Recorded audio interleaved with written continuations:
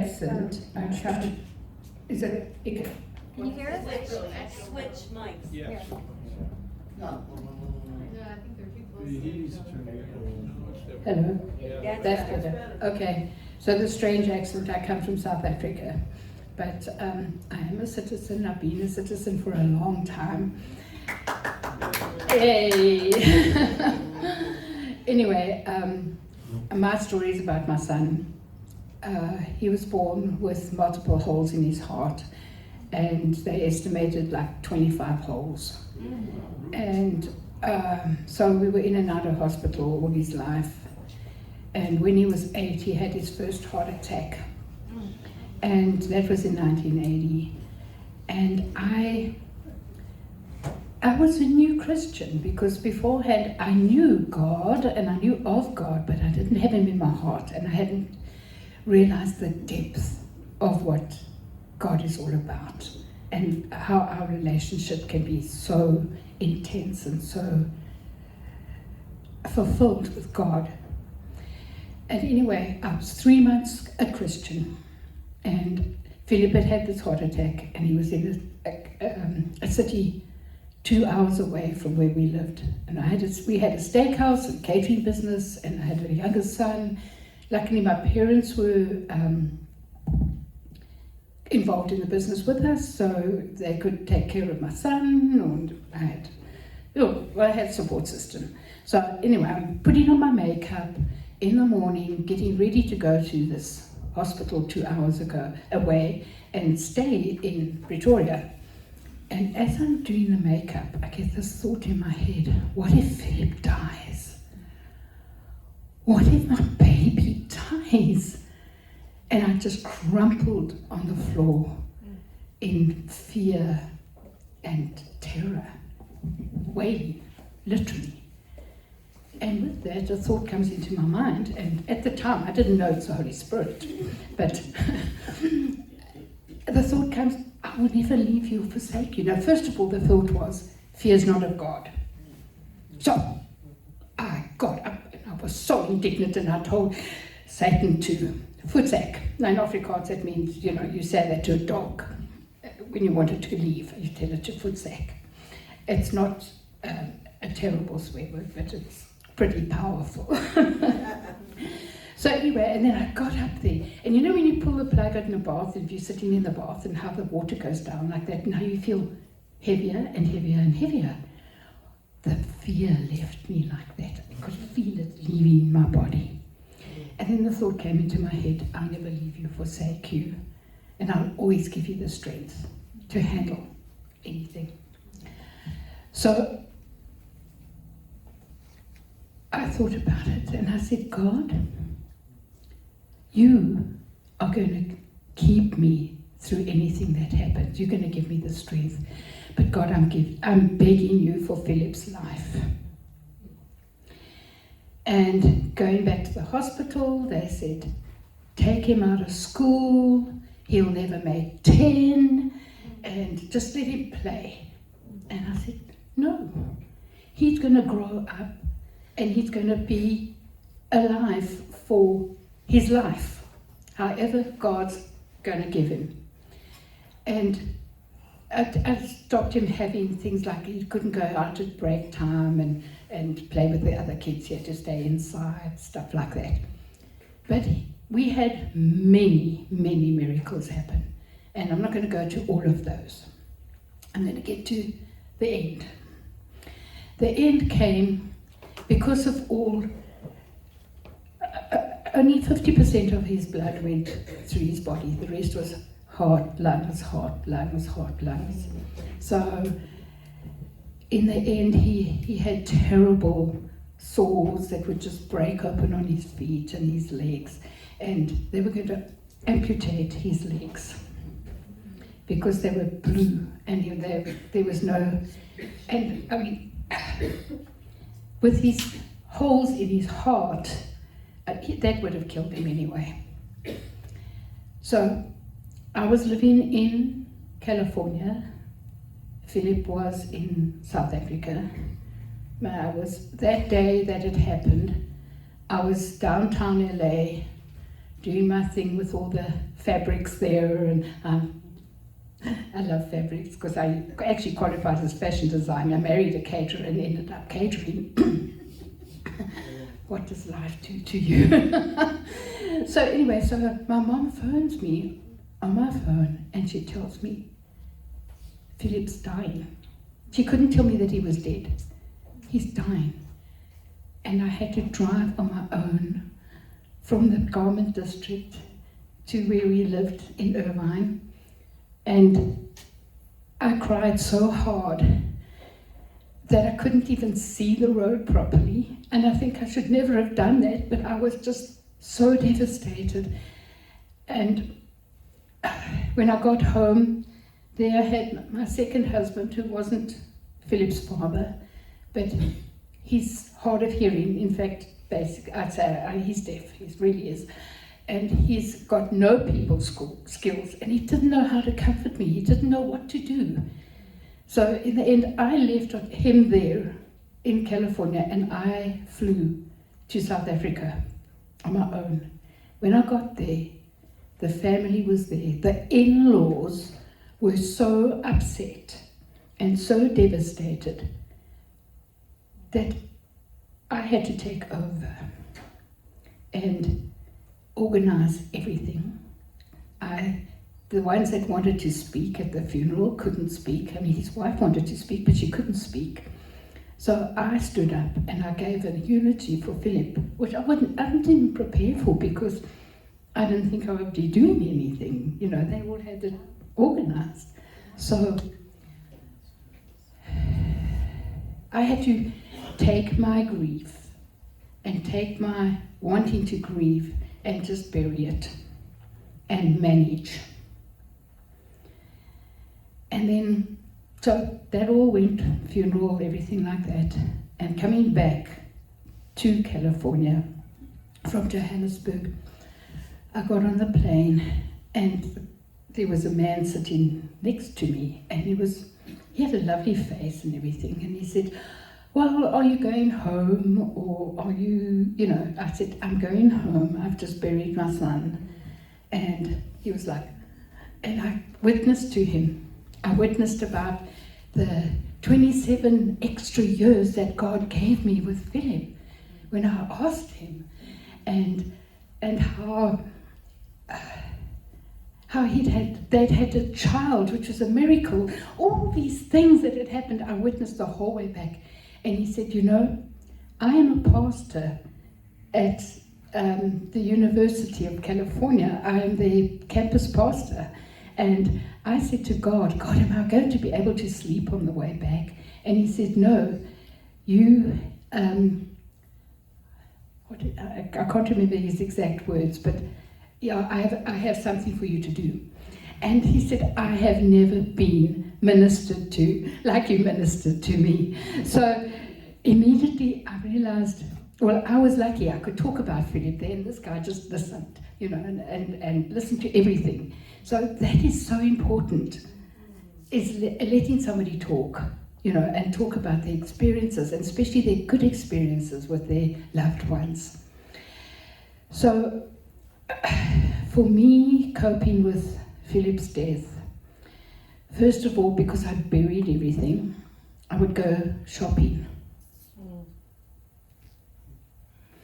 And every afternoon I'd come home with all these clothes. And previously to Philip passing, I'd lost my dog. I always had little Pekinese, and I'd lost my Pekinese. And then suddenly, after all this crazy shopping and everything like that, I dreamt for 4 nights in a row that I needed to get another Pekingese. So I dreamt about a Pekingese, and I said, David, I think God is telling me I need to get another dog, and I want a Pekingese. So we found Pekingese rescue, and I got a dog. And that helped me a lot. It's just because he was at work, and I was also working, but I wasn't at work all the time. I was, And then I had done a course with, what do they call it? Creativity and art and creativity for healing. Oops. And that was with the Lori Zagon in California. I'd done the whole course.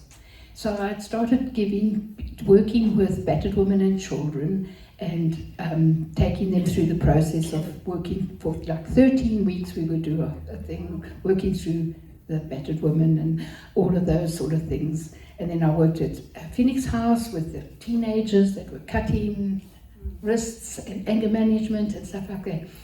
And just listening to their stories, listening to them sharing what they painted. You know, you get taught to paint feelings and to put them on paper.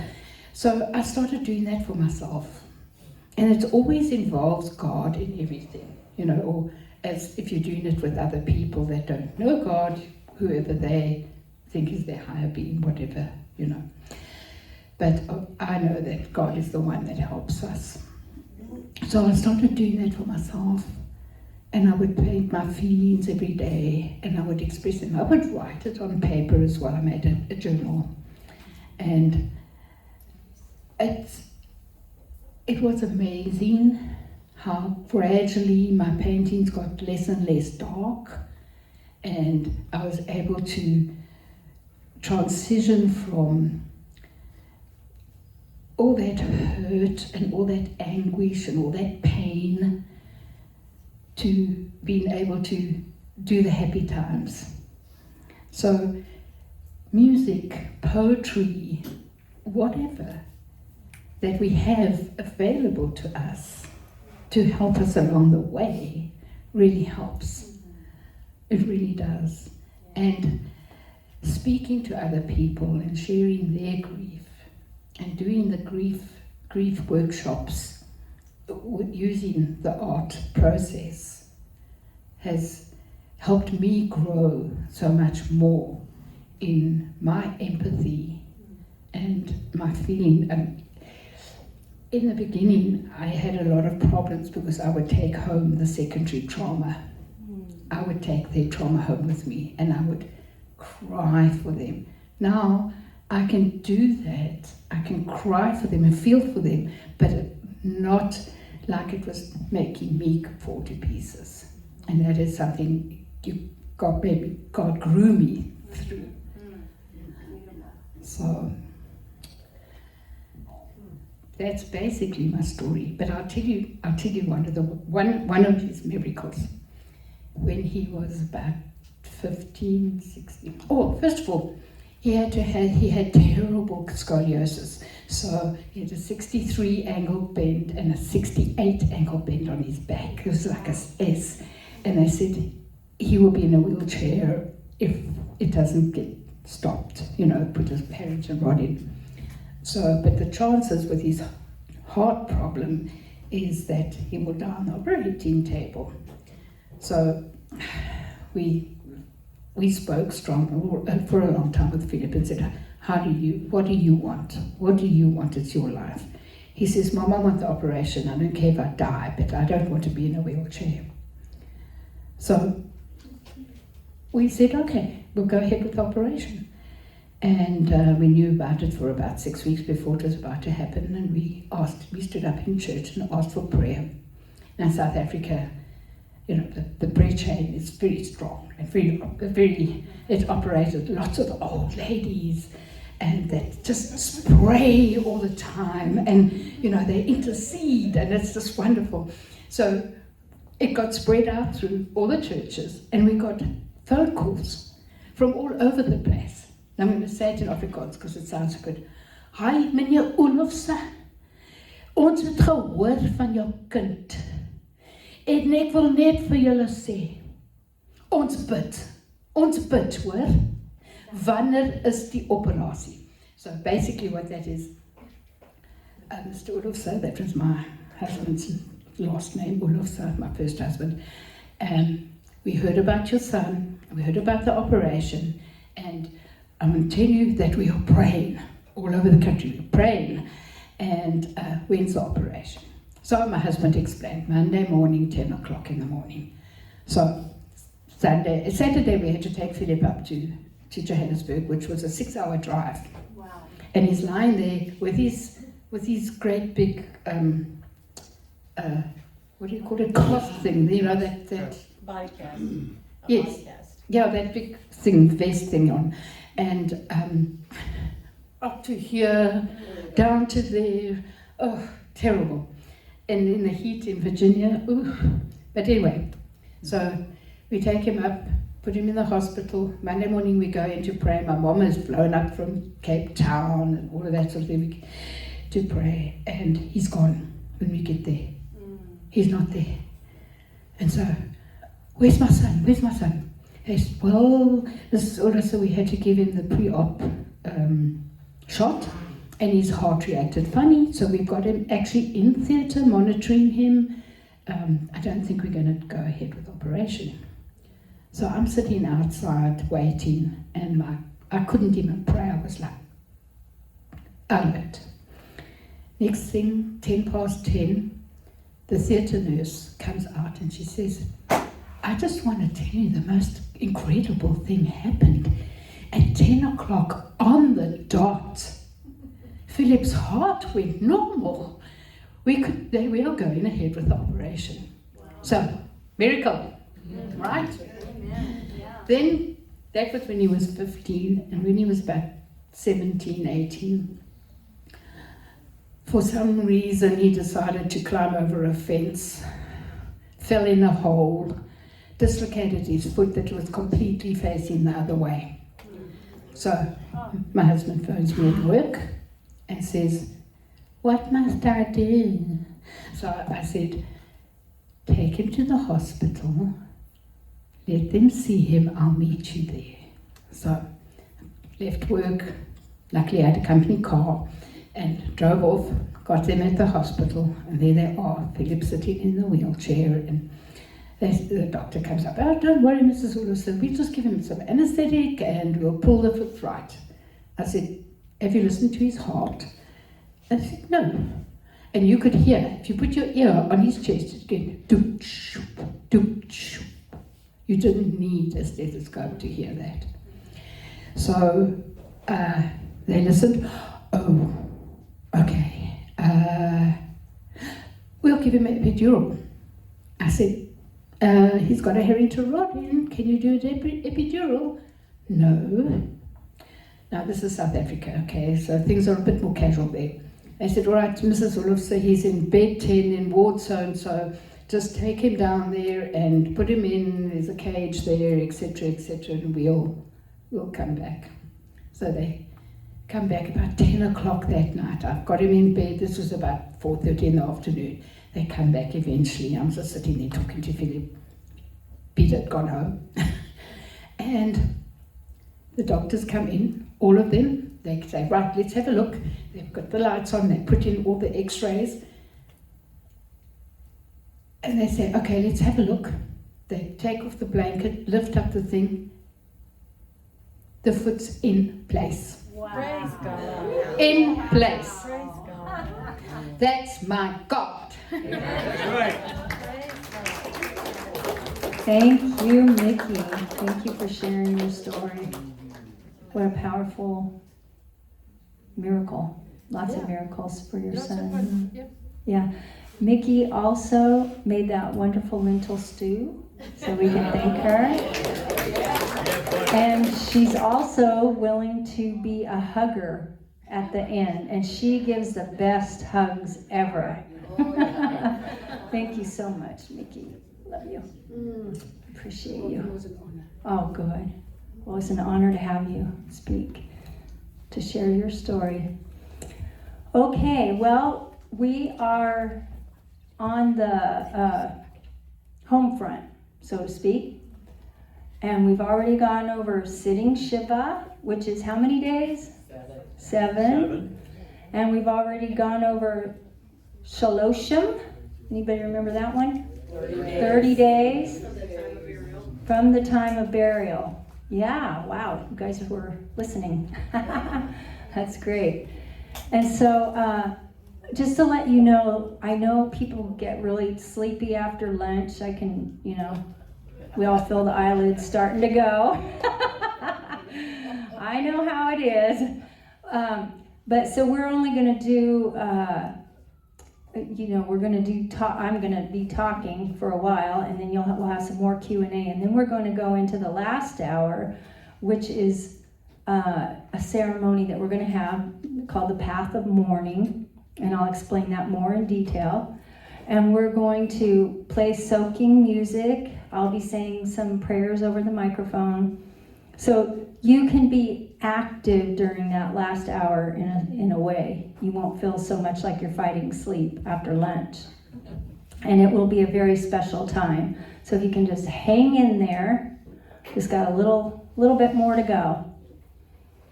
So we talked about, we didn't talk about Job yet, did we? Nope. No? Okay. So Job 2:13 says, so they sat down with him on the ground 7 days and 7 nights, and no one spoke a word to him. And this is what Mickey just brought up, for they saw that his grief was very great. A lot of times people don't know what to say, which we've already talked about, and wait, who said that a minute ago? That sometimes you say absolutely nothing. Someone back there. I don't see her now. But that's the truth. This is what they did with Job. It was so horrifying. It was so traumatic, his situation, and that people didn't say a word, not one word for 7 days. Now we know that later on they turned on Job, but this is actually a picture of the 7 days sitting Shiva. And so they did the right thing up till that time. They actually sat with him and sat in silence instead of trying to give the platitudes that we give, the different things that we say and that we do when we don't know what to say and do. And so here we're going to go over now one more time, because this is like I said, this is one of the most important parts to me of learning how to handle the grieving.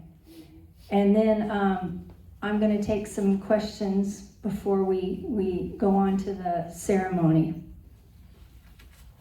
But again, this is the things to say. Tell me if you want to talk or if you need anything. Don't assume. We don't want to assume, and this is according to Jewish customs too. We don't assume that they want to talk. We don't assume that a conversation is going to be appropriate at that time. And then we say, let me see here. Giving them control over when and how they express their feelings. That's important. So instead of us being the director of their grief, which is my tendency anyway, what can I do for you? Let's do this, let's do that. Try to get them going out of their grief. This is just letting them lead and guide their grief. And when they want to go somewhere, when they want to talk, when they don't want to talk, and giving them control over how they grieve. And then we talked a little bit about sharing positive memories. Sometimes that's good, sometimes it isn't. So let's say a loved one passed away, and we might think of something about that person and just say, oh, I remember when your mother cooked that apple pie. She was the best cook in the world, And you'll know, you can usually tell if someone, oh yeah, I'm so glad you brought that up, or just, I don't want to talk, They might not say it, but you can tell usually if that memory is helpful or not. It's kind of like you just go along with the griever and try to just be sensitive to wherever they are. So it's okay to not be okay. It's very liberating when you say that to someone. Because most people, like we said, in our Western culture, this is not in the Jewish culture, they know People are going to be a mess. They're going to sit Shiva for 7 days. They're going to dive deep into their grief. It's all expected. Nobody's going to come over and tell them snap out of it, or, or let's get you outside. You don't need to be sitting in this. It's the opposite. And so in our culture, we often are encouraged to tell people to do the opposite. So when they know it's okay to not be okay, it's like, oh, good, because I'm not okay. And I want to be okay to not be okay right now. And sit in this grief as we're designed to do. Validating their emotions actually helps normalize the grieving process and reassures them that it is acceptable to feel a range of emotions. This is counterculture, isn't it? This is not very acceptable on the Western side of things. But in many other countries, we're the strange ones that bury our emotions and don't roll with them as they come, or our grief. Okay, and here's some things, more things not to say, that we talked a little bit about that earlier. And I want to say again, I want to reiterate, forgive yourself ahead of time. I forgave myself for all the things I've said that I've learned from studying the Bible and the Jewish grief culture, that, these things were not helpful but harmful to the griever. And so we all need to just say, well, I didn't know any better, and I did the best I could, and now I know some new skills. I know some new tools to help the griever. So things not to say, and I said this already, but I just want to get it down inside of us. And it'll be in my book someday when it comes out, hopefully a month from now. Anyway, they're in a better place. Remember, that might be true, but it might not be helpful for them to hear at that time. Or they are out of pain. Might be true. But they don't go, whew, they're out of pain, I can just not grieve anymore. Wow, I'm so, they might say yes, thank you, Lord, they're out of pain. I'm happy about that, but I still miss them. I still wish they were here. I still need to grieve this. All things happen for a reason. We talked about that. Roman will often quote the famous Romans 8:28, all things work together for the good. Not something a grieving person can hear at that time of major grief. So phrases like these, even though they are common, they're not always helpful. And did I already read that? Mm-hmm. Because I lost, my printer didn't work. So the next thing all right, before I moved on, any questions, comments about things to say, things not to say, things to do? We've gone over the Shiva, the sitting at their house with them, letting them just grieve, trying to carve out the 7 days, and learning to weep with those that weep. Is there any questions or comments before I go on from that? Or anything somebody wants to share? You guys, Cindy? So I just wanted to share a couple of things. When you were talking about trying to go to parties and celebrations right after someone's passed. Yeah. I personally did that. It was maybe a couple of weeks, maybe a month, and I lasted 5 minutes. Oh, okay. And I had to go back home because I think what happens is that you want your life to go back to normal, mm-hmm. and it doesn't work that way. Right. And then the other point is even after the tears are done, mm-hmm.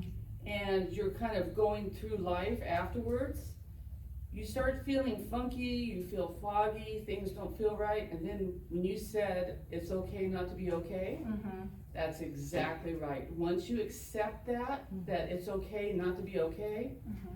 then it kind of justifies. It's like, wow, no wonder I don't feel good or I don't feel right. It's because I'm still grieving. Yeah. Yes, exactly. So it is a long process, and you don't feel the same for quite a while. Yes, thank you for sharing that, because, what's that? We got 5 minutes? No, I want to ask a question. Oh, sure. You were my timer, now you're asking a question. Okay? It might be a stupid question, but No, what none is stupid. normal time to hold on to grief? How do you know when you've gone? That's a great question, and there is, from what I've studied in the Bible, it varied from person to person. It depends on the type of grief. Like, okay, for example, I'll go back to when it's a, quote, normal death, like mom's in her 90s, we know she's gonna go anytime, and you're kind of expecting it, and then when it happens, even though you're grieving and you're going through grief, it's not usually gonna linger and go on as long as another type of death. Like, for example, we talked about Jacob. He experienced a traumatic death, the death of his favorite son, so he thought at the time. And so that kind of grief, it's been proven in studies that kind of grief takes longer and it's harder because the closure is lacking. Somebody that goes to their elderly mother's funeral, they have much more closure than a person who has a traumatic death. And so that's why it's so important for us to not say, wow, they need to get over that. It's been 2 years. We need to say as compassionate helpers, okay, they're not healed from their grief yet. What can I do to help? What's missing? Maybe they didn't have time to grieve. Maybe they didn't have all the steps that help you to purge. Remember, we talked about purging grief. And a lot of grief is stuck in a lot of us, and maybe all of us, if we don't know how to purge that out through these principles. Does that answer it? Yes, it does. I got to learn them principles. Okay. Mickey? Philip has been passed for 15 years now. Philip's been passed. I want everybody to hear this. Philip's been passed, her son, for 15 years. And I'm not grieving all the time, but there are certain times where I'll just tear up for something, a memory, a picture, a time that we had together. That is something that happens. Well, thank you for sharing that, because that's the thing. There's nothing wrong with you. Those are triggers and memories, and it doesn't mean you're stuck in grief. No. It means you still miss your son till the end, Yeah. And I know a lot of people in here go through that, where a memory hits them, a trigger happens, something like somebody mentioned earlier, like they'll Barbara, like they smell the cologne, right, of the person, the chewing gum and the cigar, right? Okay, and that was how many years later? 52. So those smells, chewing gum and the pipe tobacco, brought back a memory, and the memory brought back a sadness. And the sadness is like a grief. It doesn't mean you're stuck in it. It just means that it's, the loss is still there. That's what's still there. And so it's okay and even healthy to say, oh, I miss them. I'm sad.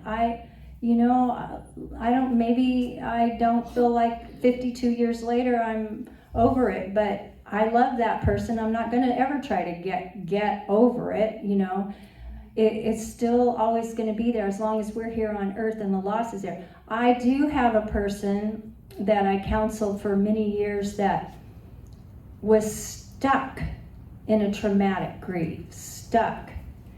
And it seemed as if that was because it was traumatic and it left the person feeling like an orphan. And so they took on this orphan, I call it orphan spirit. And so rather than deal with the grief, I had to deal with what he took on, feeling like an orphan afterwards, you know. And then the grief started to dissipate. And it was years later that he was still dealing with that. So it varies with everybody, but give yourself permission to grieve even these things 50-something years later. If you need to, get out the journal. I love all the stuff that Mickey said that she did.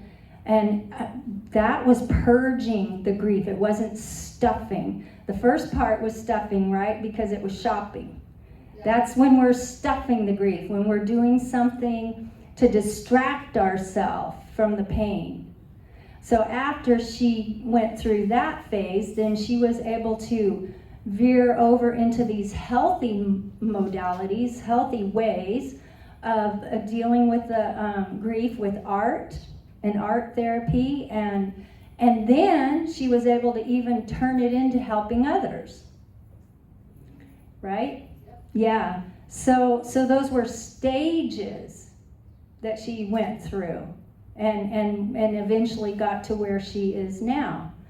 And so that's the thing. Don't expect yourself to be at any stage in grief. It's not whether or not you're grieving that matters. It's what you do with the grief.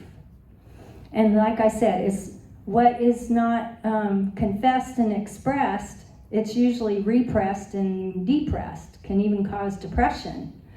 And so, as we've seen earlier, all the way from the very beginning of tearing an action, my heart's broken, tear that cloth, tear my clothes, expose my heart. I'm going to let people know I'm grieving. Or even if no one's around, I'm grieving, and I need to get that expression of grief out immediately. And so all of those things, if you feel a wave of grief and you're like, just examine it. Let's say it's 5 years later, 10 years later. Oh, wow, that really made me sad. I need to dive into that sadness, not run from it, not drink it, drug it, That's what they say, drinking and drugging, or shopping and eating, or whatever we do to mask our pain. But rather, if we dive into that grief, revisit it, and then let yourself walk through it instead of ignoring it, you're going to come out on the other side. You're going to come out better for it instead of, having it oppressed inside of you.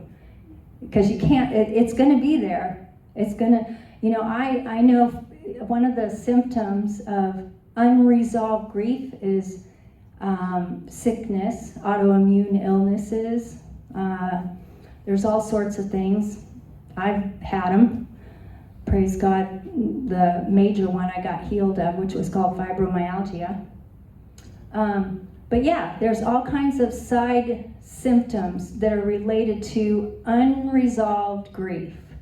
Unresolved, yes. Okay, wait. I see 2 hands, 3 hands right here. I was just gonna, remembering my mom in her later years had Alzheimer's, and I had a sister that was killed in a car accident when she was 18, so when my mom with her Alzheimer's, that was about 40 years later. And we communicated in our spirits. Like, I didn't need to understand the words she was saying, I could know what she was talking about. And we were driving to church one morning, and she started talking about my sister that was killed in the car accident. And I knew full well that's what she was saying, and she just, as we were driving, I just knew she was grieving that 40 years later. 40 years later, wow. Yeah, there's no time limit to grief. There is no time limit. And if we try to make a time limit, we're going to cause problems for ourselves. She probably never really fully grieved. She probably never fully grieved, yeah. That makes sense. Yeah, thank you. Okay, I saw a hand. Okay, Flora?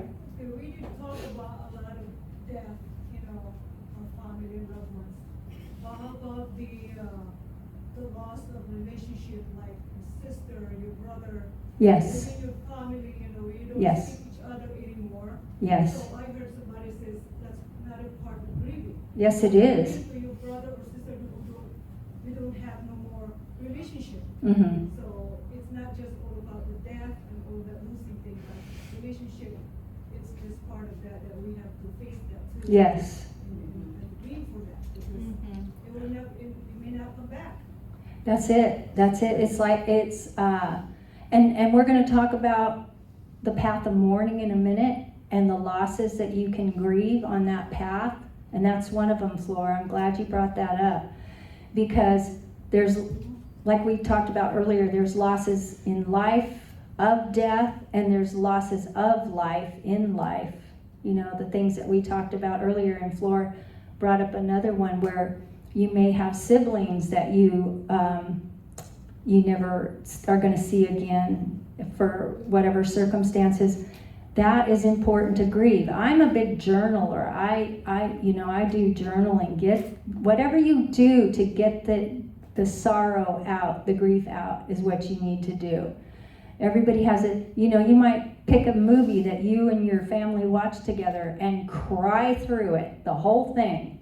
Let that movie trigger the healing tears and the grief that needs to be purged, the grief that needs to come out. I have a story how it's never too late. And can somebody, I can't see that clock at all. What time is it? 1:33. Thank you. Okay. I have time for a story. Okay, so my mother, when we all moved to Hawaii, my daughter, son-in-law, grandkids, my mother, my brother, my sister, everybody. And so when we did that, my mother, she was the oldest and is the oldest sibling. And by the time we moved there, she had lost her younger brother, her younger sister, her nephew from that family, and her niece and her brother-in-law, all in one family. But her brother was, separate from that. And so she started having all these nightmares when we moved there. And I believe that the nightmares were provoked from relocation away from where her siblings, where she knew her siblings, where they were close, where they were around the corner from the house that she lived in. Suddenly they're an ocean away, even though they're passed away. Suddenly they're where they've been buried, where they grew up, where everything is out of her reach. I believe that's what triggered her emotions and her nightmares, literal nightmares. So at the time, even my other daughter and her husband and my one granddaughter came over. And so I'm like, okay, we've got all the family here. And I said, Mom, we need to do a memorial service. We need to have a service. You have no closure.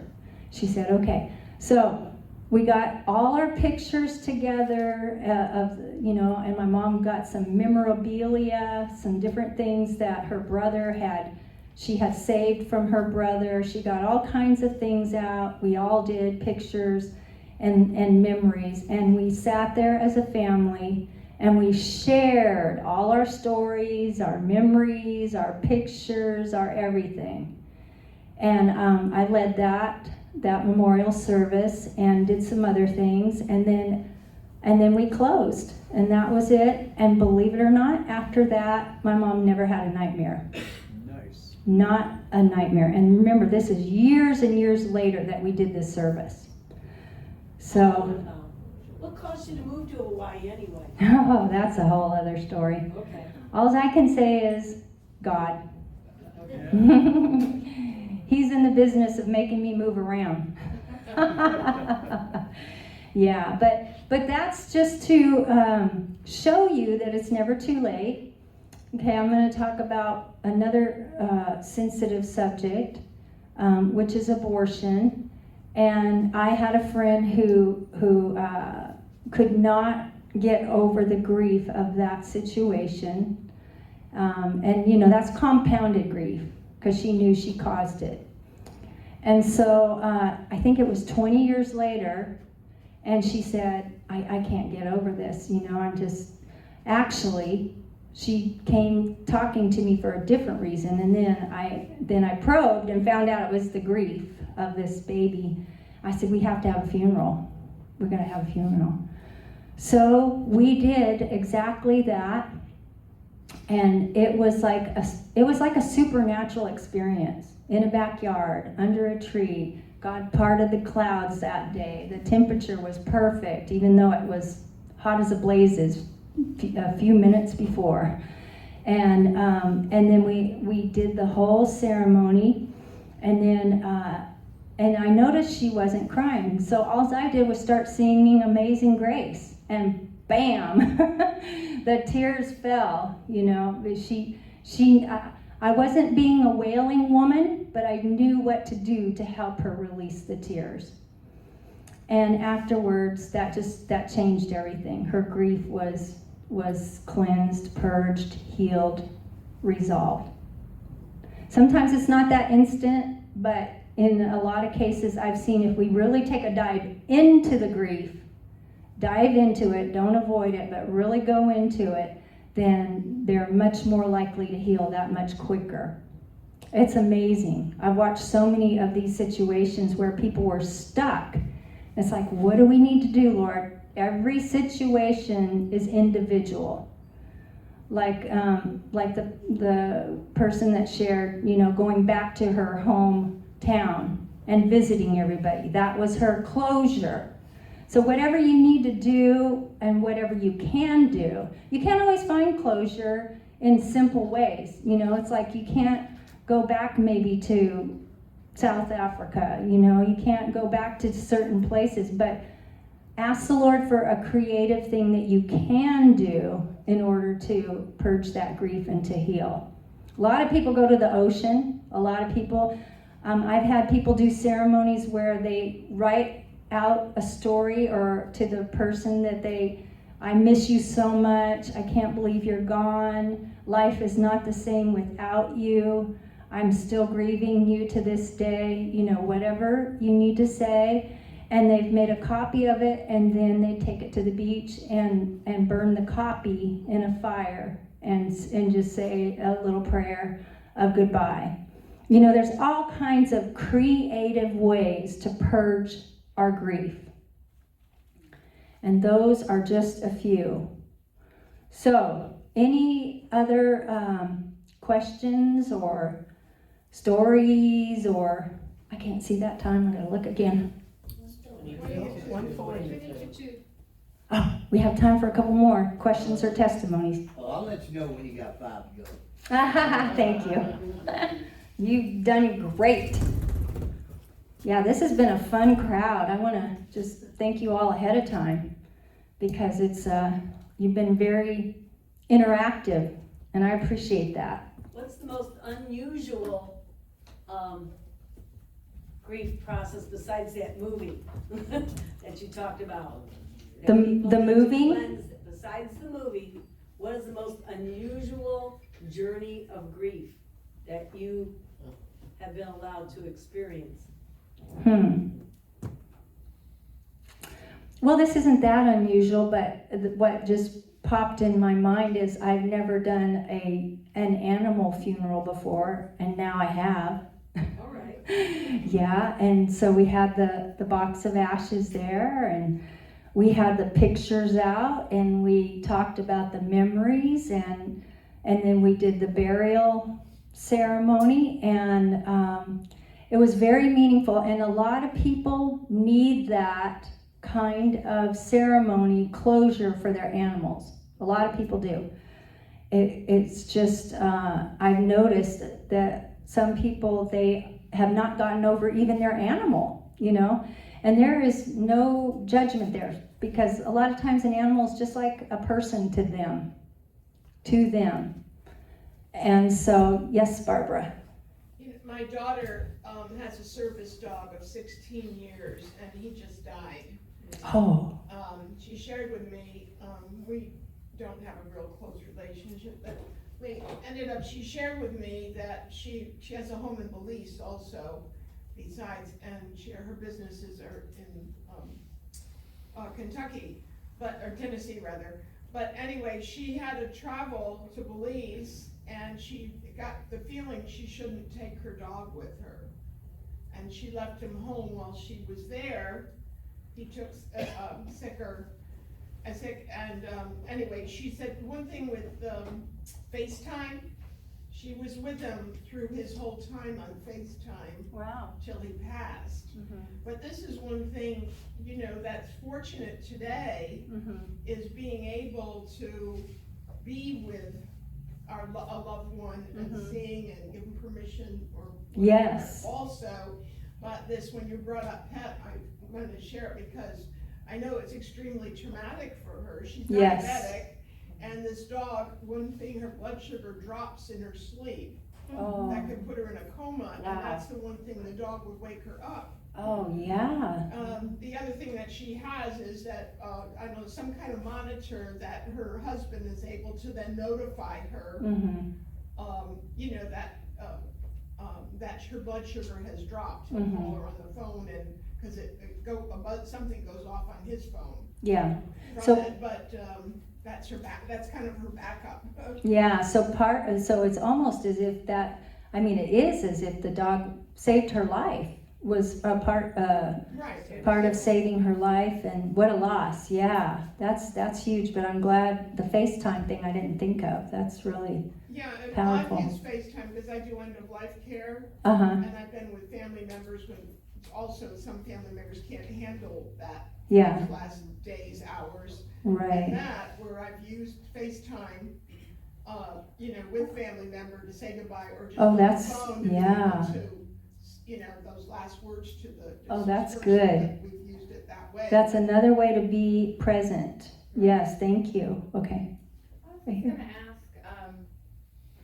your, experience or advice on some people that are kind of too emotionally dependent on animals. I have an aunt that doesn't have super great relationships with humans. Mm-hmm. So when animals die, it's an more Yeah. extreme, and she'll grieve it year after year, but it's like, she's stuck in this pattern of having that detachment from her, family that she grew up with. Yeah, And versus, getting more of that support from the animal. animals Mhm, versus humans, and how to Yeah. help somebody like that. I- I try to call her, Mhm. I try to, I pray for her, but how do you help somebody?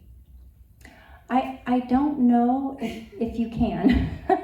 And the reason is because some people feel safer with, they do. I've had people tell me I feel safer with animals than people. Yeah.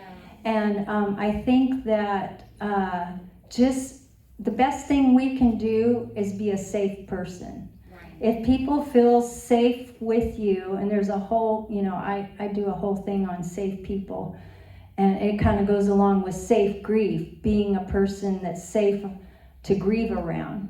Right. It's very similar principles, but I think the more you are safe and others are safe towards her, then that opens the door. That's, you can't talk anybody out of it, but yeah, I've had people tell me that I feel safer with animals than people. Right. It's Yeah. because they have unconditional love. Yes, there you can go. yell at them, and the next minute they're wagging their tail, and you're allowed to pet them. Yep, yep. And that's it. Isn't that true? Isn't that true? Thank you. Okay, we're going to, thank you everyone. Gosh, you guys all have such wonderful things to share.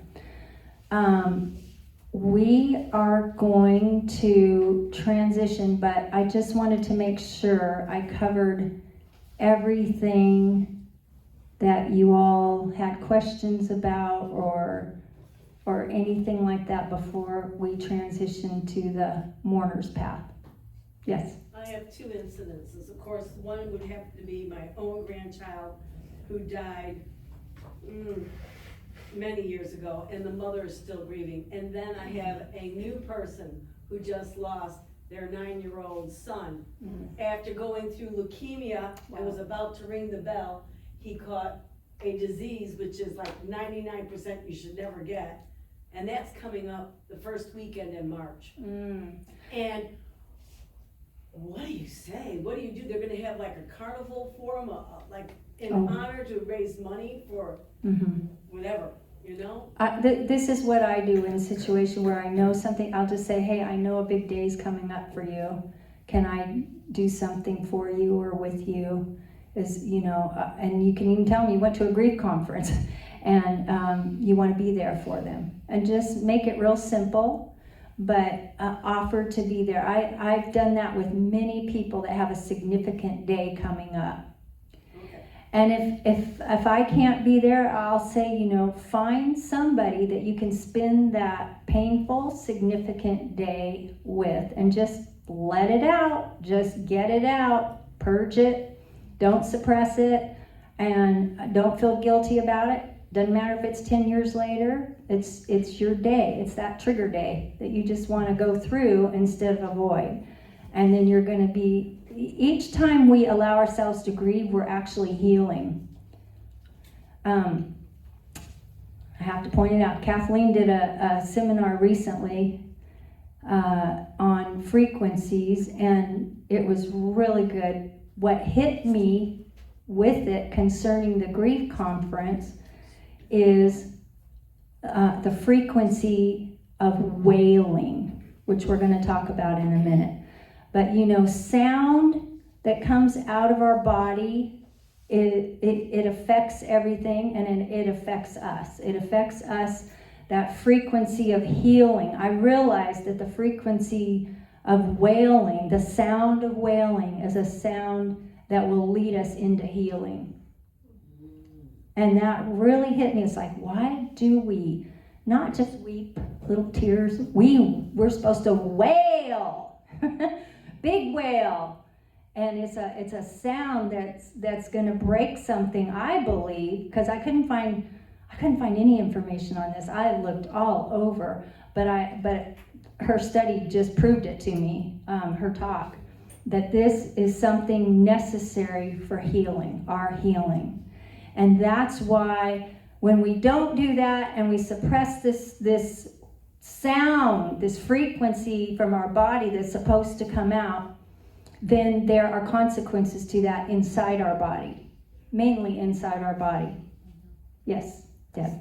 Well, I just, so if you know someone who is stuck in grief, and when you, and because we're Westerners and we're taught to, we break down for 5 minutes and then we suck it back down.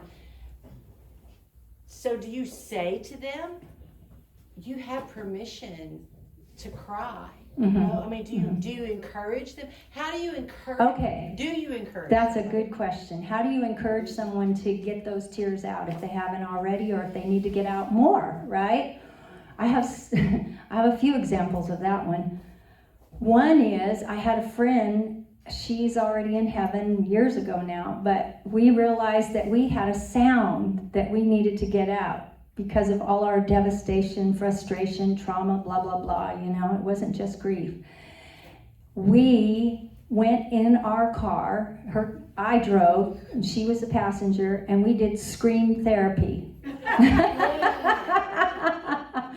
We let it rip, as long as we needed to, as loud as we needed to, and I cannot tell you the relief we felt afterwards.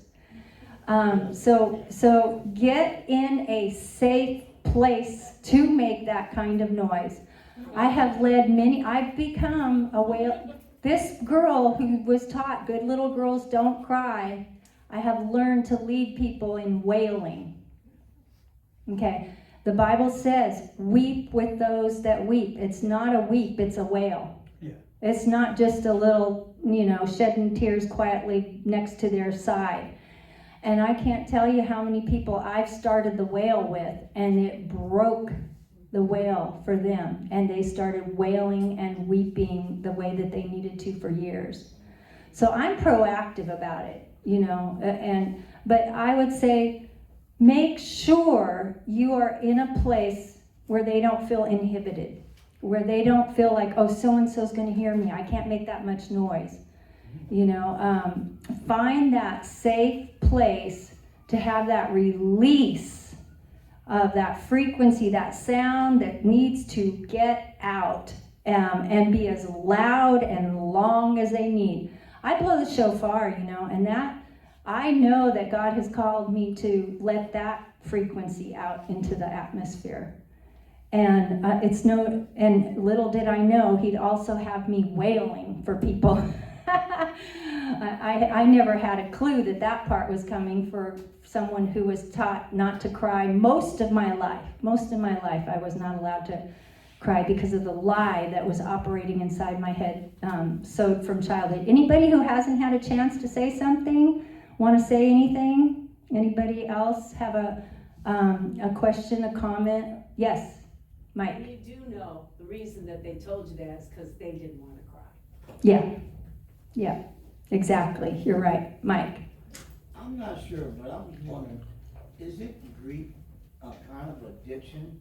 I mean, can't you get hung up on grief? Well, we kind of touched on that a little bit about getting stuck in grief. If you get stuck in grief, there's a reason. You haven't done something to get out what's still inside.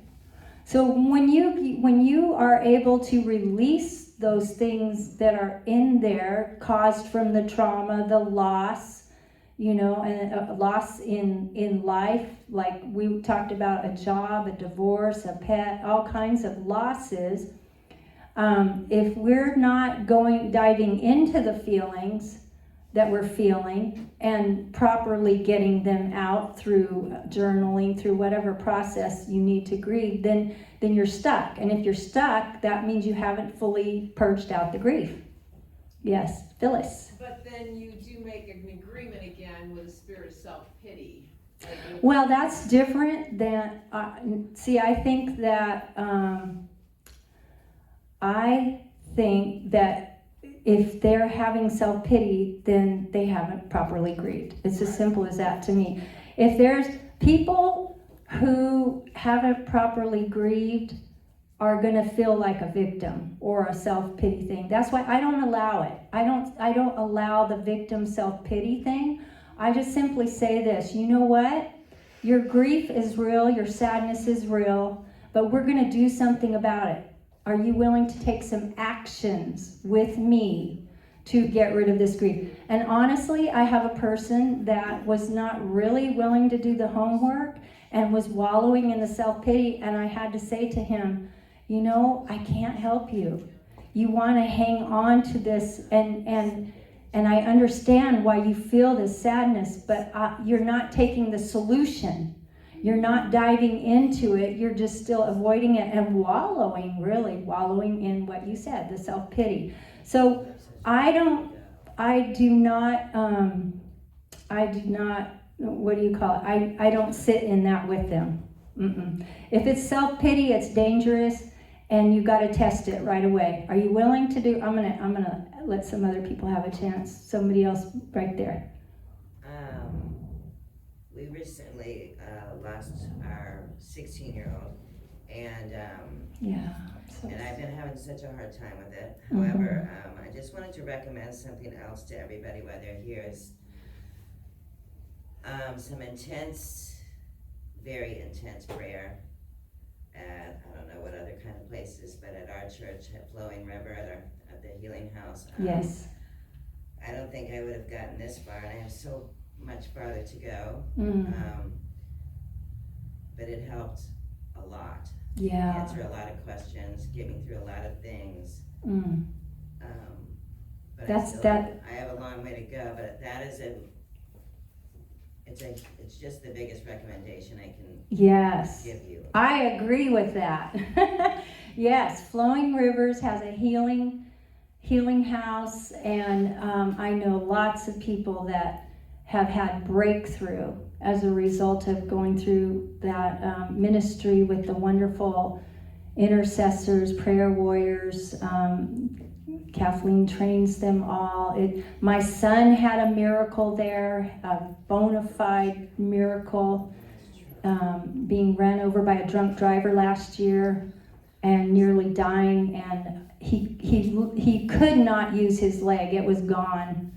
It was like he couldn't even put pressure on it with crutches. And when I took him into the healing room, and he came out, and his leg went pop, pop, pop. There was 3 pops, and all of a sudden he could use his leg.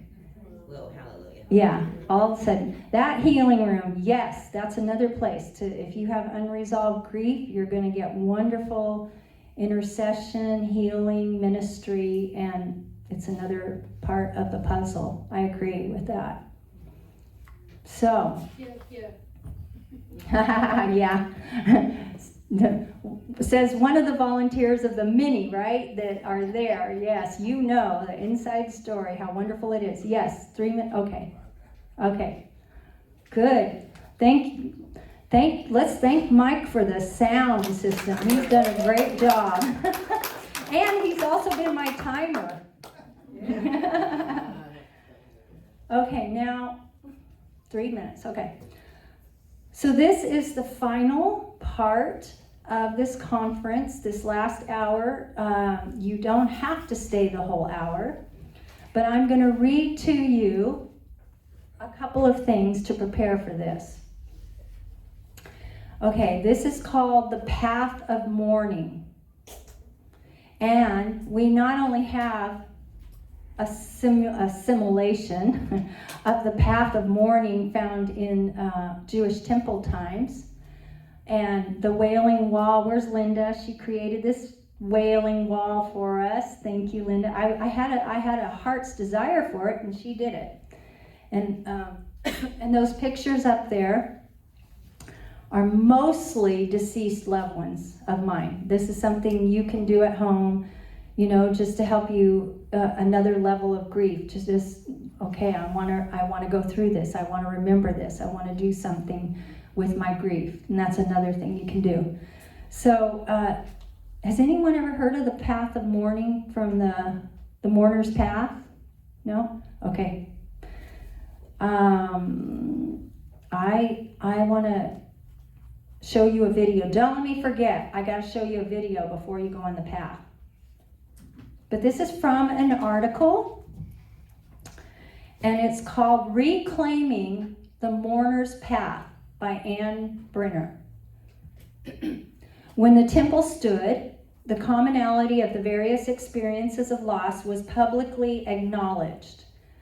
Others joined the mourners on the path, for it was understood that economic reverses, financial loss, personal illness, relocation, other illnesses, and someone close required attention similar to that given of a mourner. Okay, so this is acknowledging on this path not just death, but losses in life.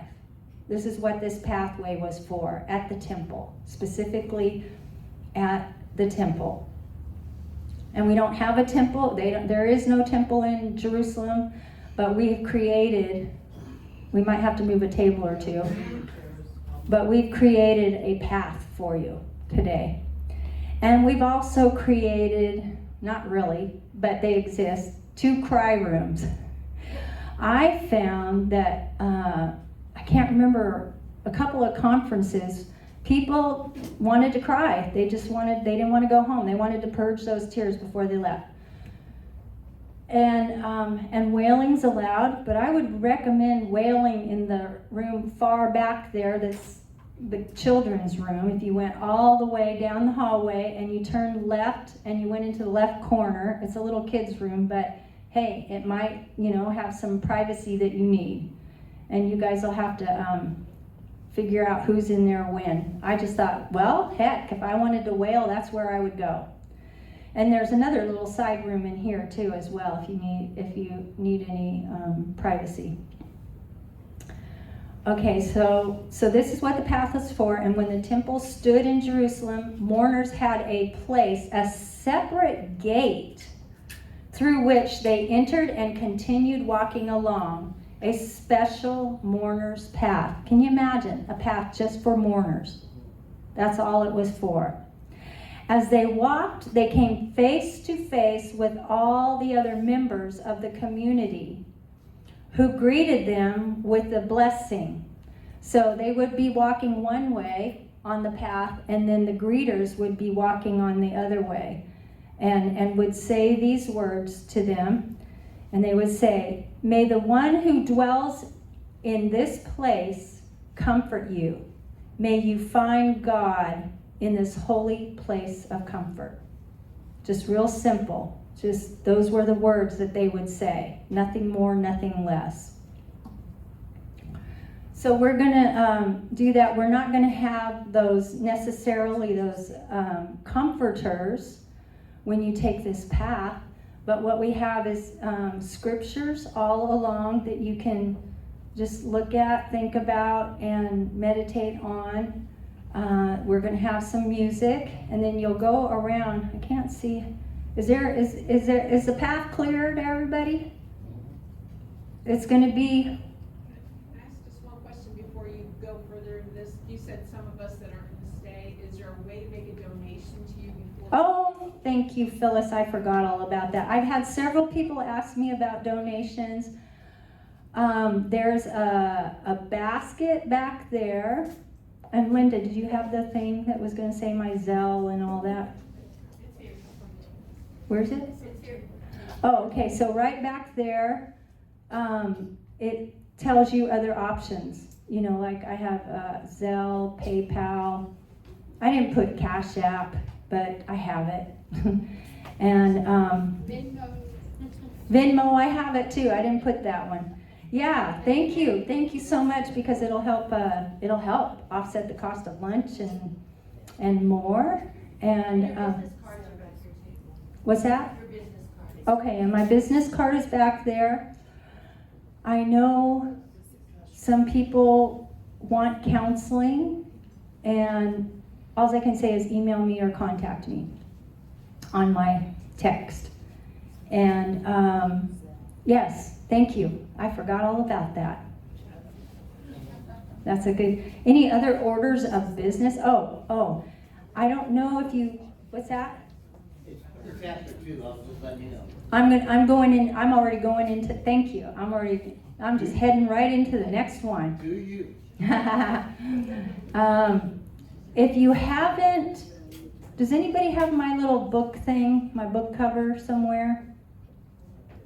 I want to show and tell, since I didn't get my book. Okay. Thank you. So this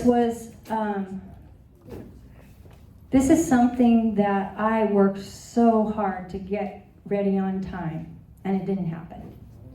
I don't know if any of you have ever published a book, or tried to write a book, whatever. It's one of the hardest things I've ever done, and I've done it more than once.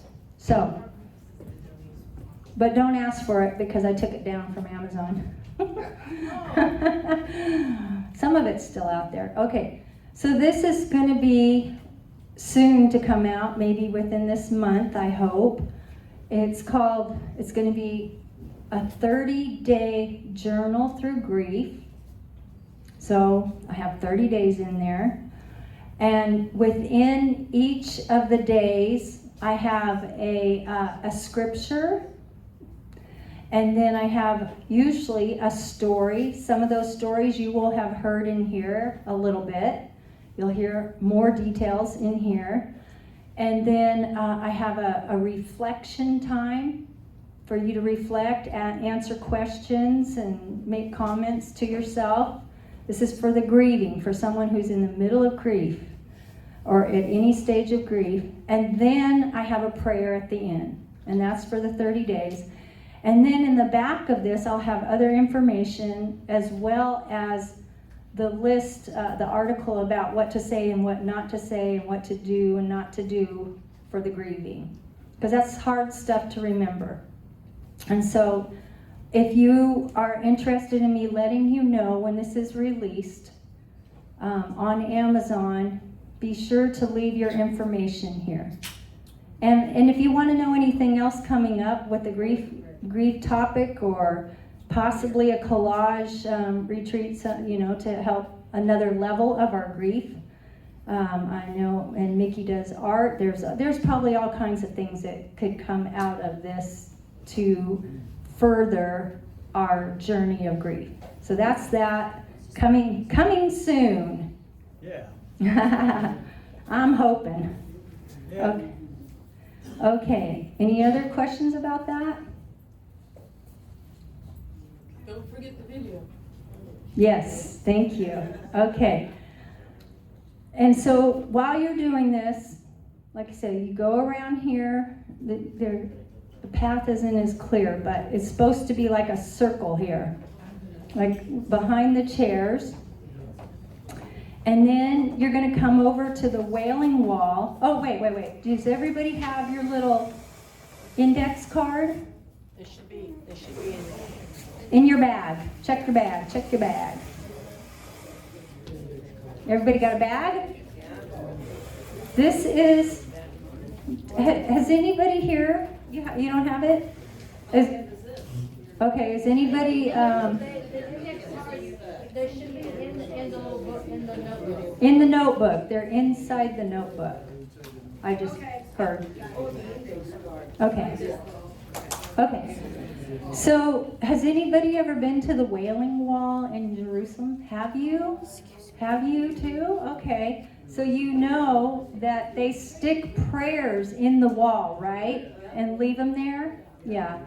So we're going to stick the names of our loved ones or other losses in life over there. And it's your wailing wall.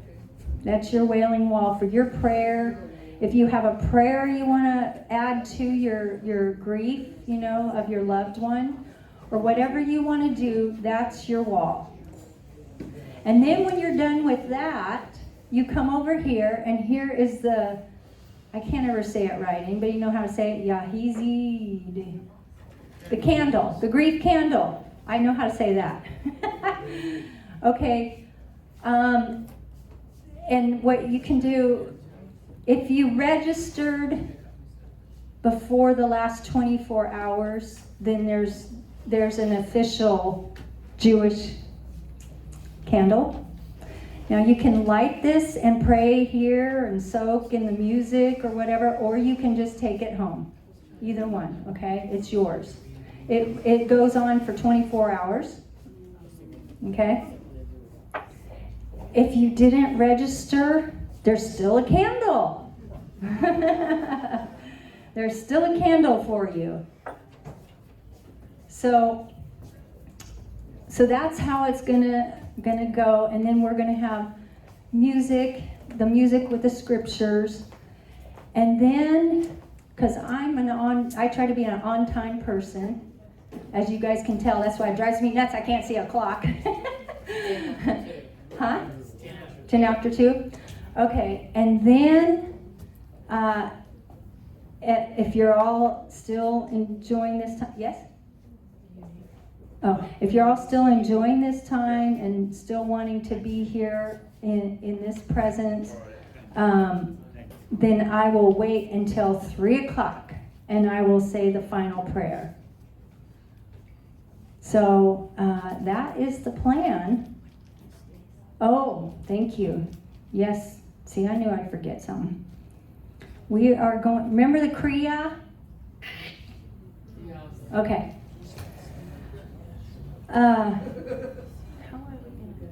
Okay. Deb is going to hand all of you, and maybe 2 or 3 people can do this, hand out the Kriya. This is just a simple sheet, piece of sheet, but it's the cloth that you get to tear over your heart. Don't do it until after the video that I'm going to show. And you can take it home. You can do whatever with it from here on out. Just try to make a simple cloth, and this is what some people do even nowadays. They'll just make a little ribbon and cut it, or a cloth, or whatever. But this is symbolic of the heart, tearing and exposing the heart. Ooh, I'm glad she remembered that. If you want a scripture bookmark, Deb will have them available at over here if you want to take one of those home.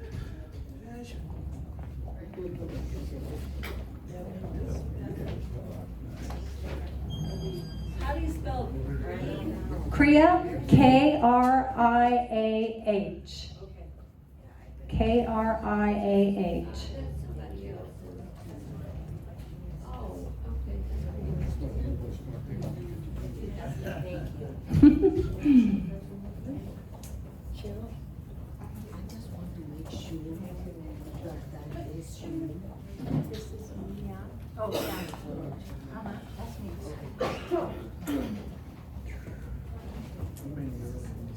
Okay.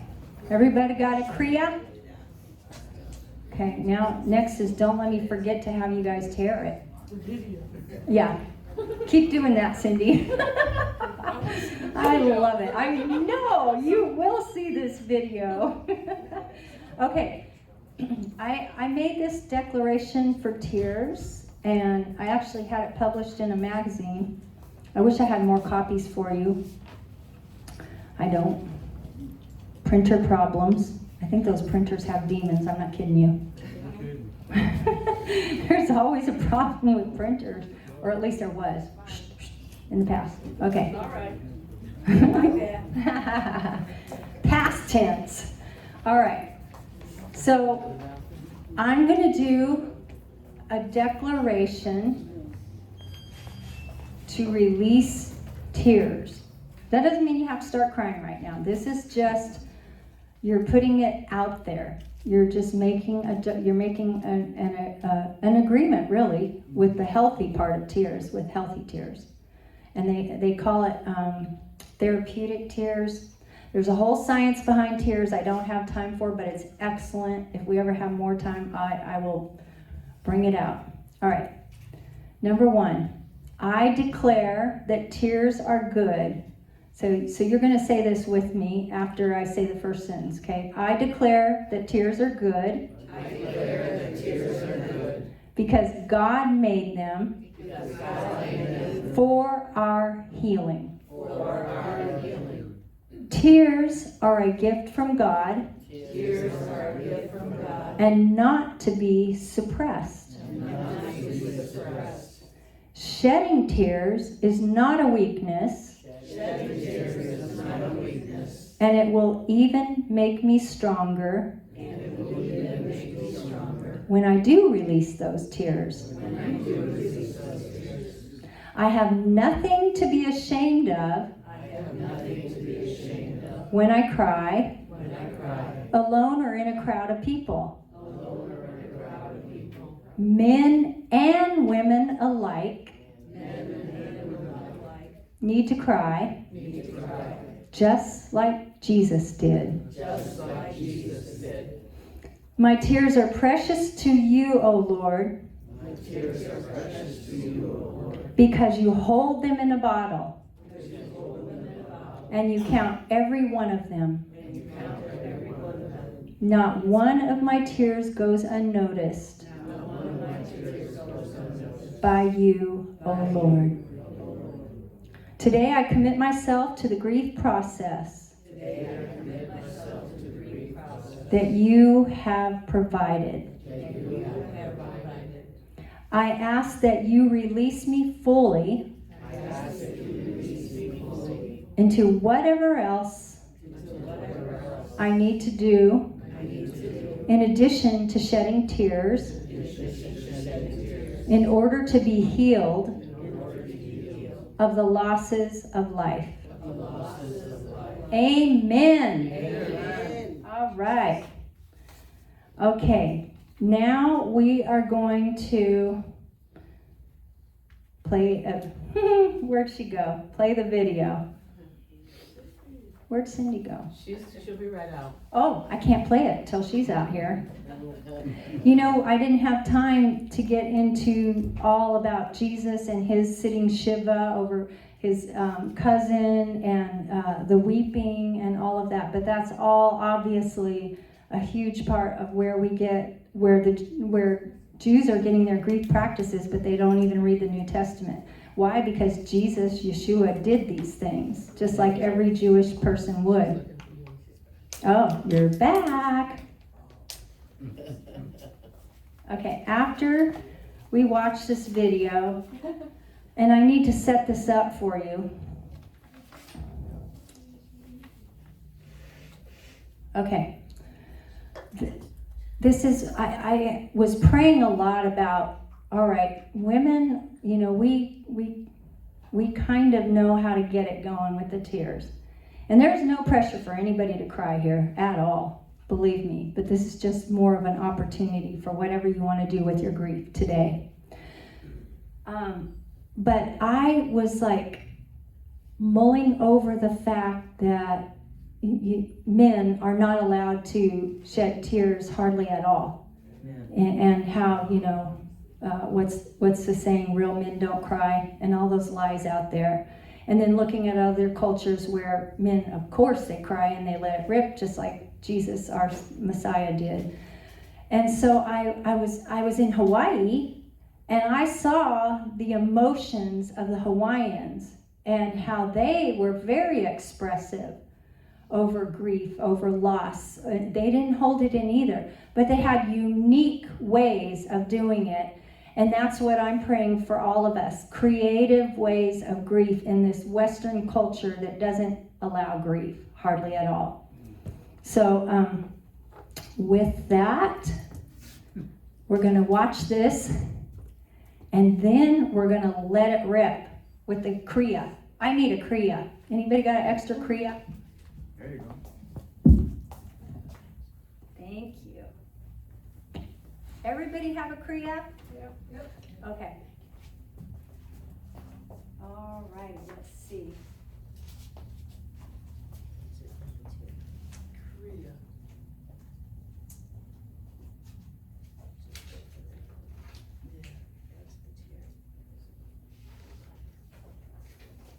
Okay, I need to set this up.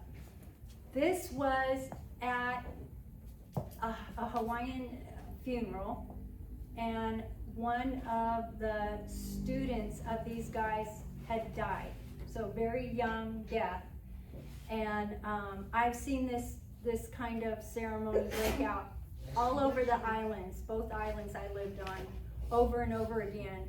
And when a trauma or a death happened. And so this was at the guy's funeral, the young man's funeral, that this ceremony was done.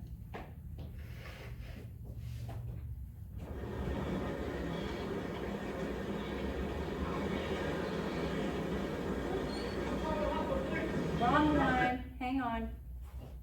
There's a better one than this. I want to get you guys the best, you know? Yeah, there's another one. Huh?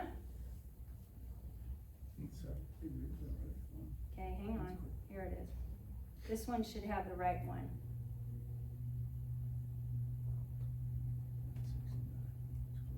Well, that says Haka on there, but let's see if this is it. This is it.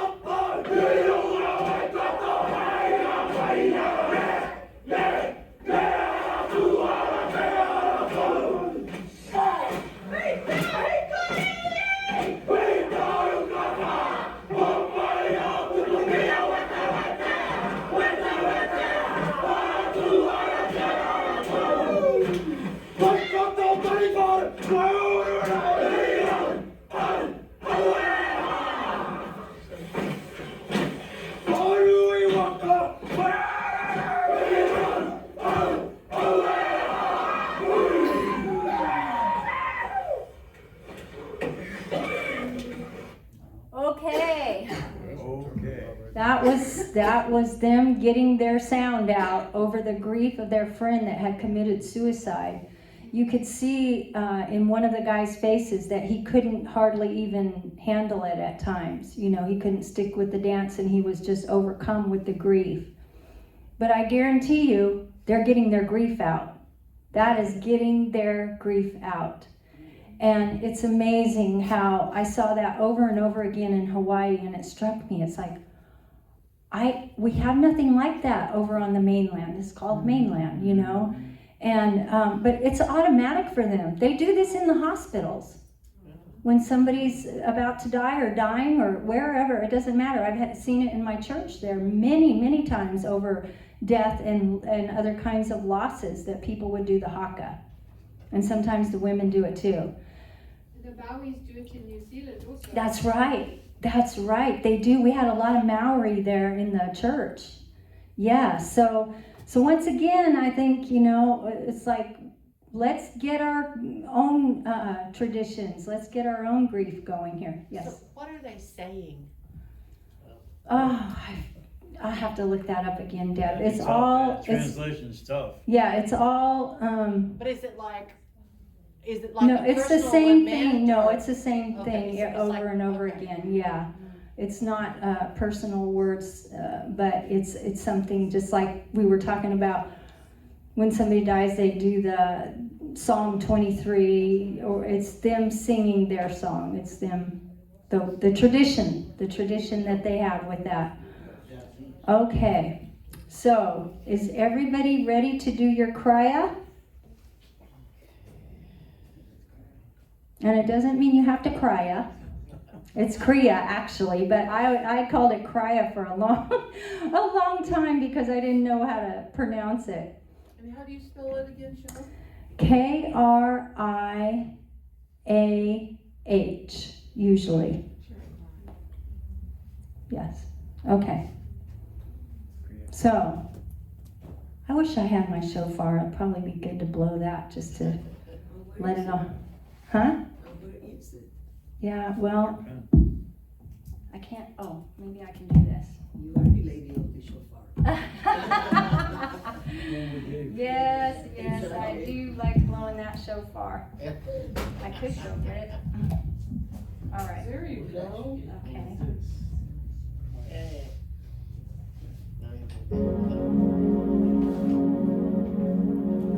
All right, ready?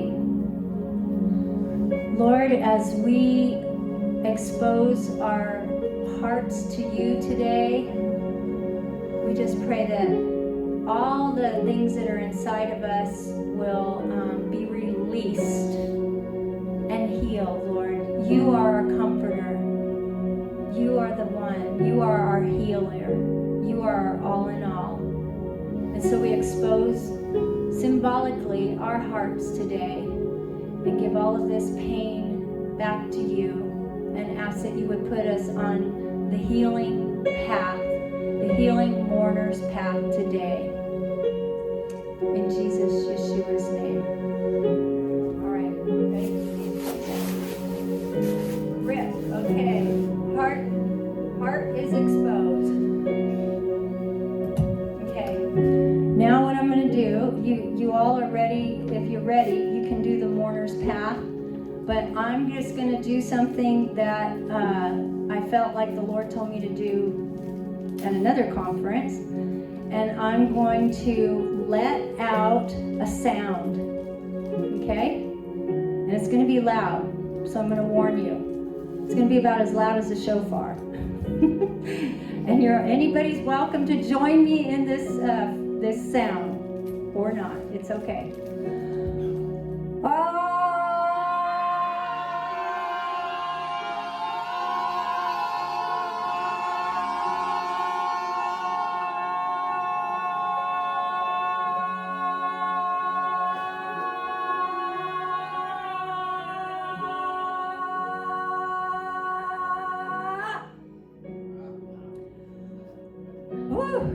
Release the sound.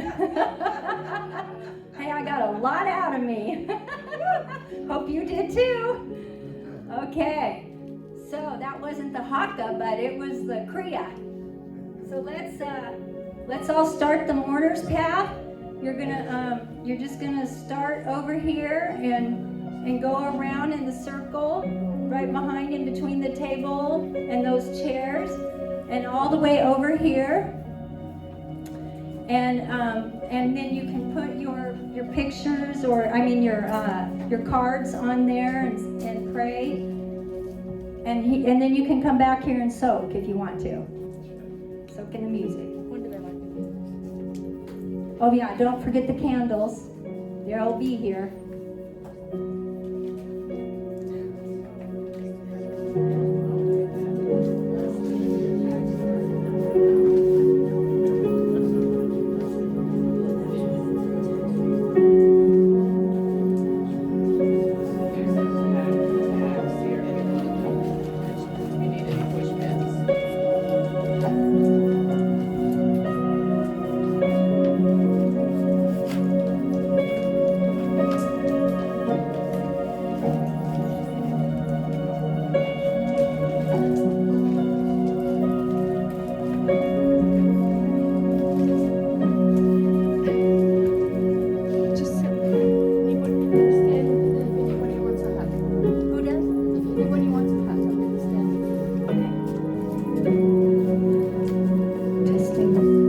Hugs are going to be available in the corner over there with Mickey, and I think maybe Deb will be up here for a hug. Yeah. Yeah, you can. Just make sure you blow them out before you take them. Oh, okay. Yeah. They last for 24 hours. You can take them home or you can light it here. Doesn't matter either way.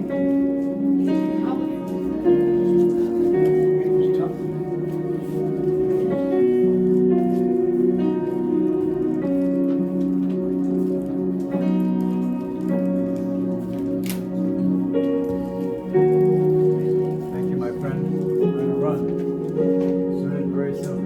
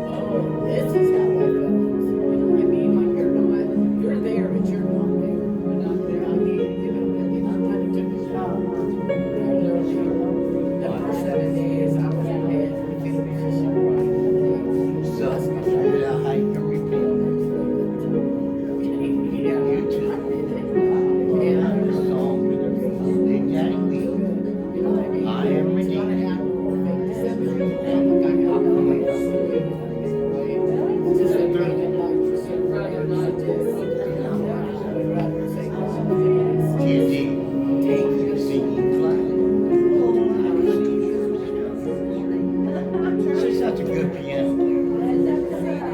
Look, Don't let me forget it. that's all I ask. Never heard anybody. Yeah, it's a 16-time thing. But if you think about it, it's just like a record player. Same, yeah.